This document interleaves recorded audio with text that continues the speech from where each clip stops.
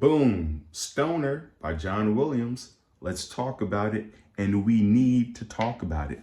This is the most misunderstood book ever. Everybody's talking about how Stoner is a book on stoicism, but really it's a book on loneliness, right? See, Stoner has both stoic and loner in his name. Stoic, loner, stoner. Boom. I didn't see that coming, right? Why is this a book on loneliness? Think about this guy, Stoner, right?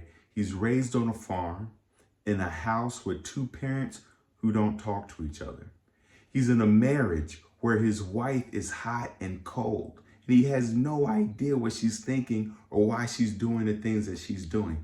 Not able to communicate with her. And then at work, he's betrayed by his colleagues. And then his friends that he grew up with, they all die or he loses connection with them.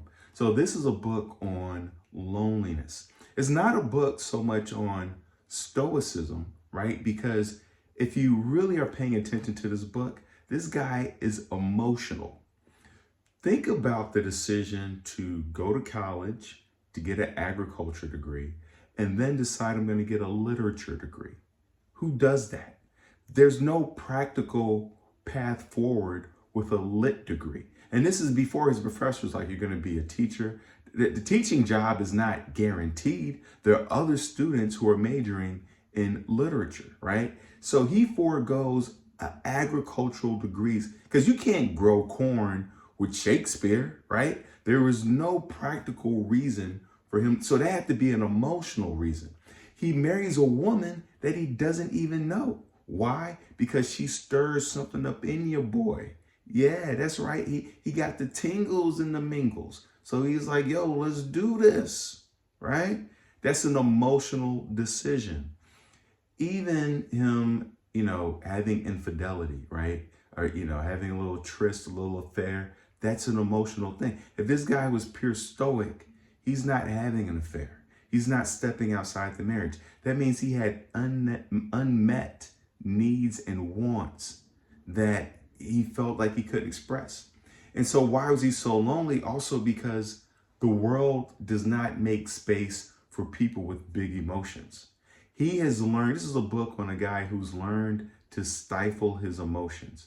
Because if you grew up in a household where your parents don't talk, you're in a farm in the middle of nowhere, your dad is uneducated, who are you going to connect with? Especially when you have a brain like Stoner has. He gets into a marriage where his wife is hot and cold. She's emotionally distant. That's not a space for any emotions. And then at work, where you have your colleagues betraying you, once again, there was no space for Stoner's emotions. And so he practiced on being apparently stoic. And we know this because how does he die in the end?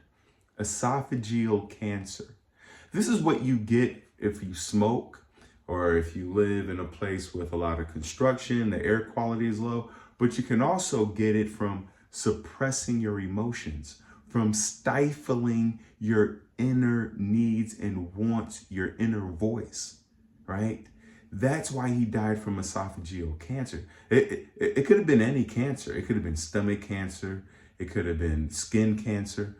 But esophageal was very specific. And we know from the book, The Body Keeps the Score, his esophagus, is that how you say it?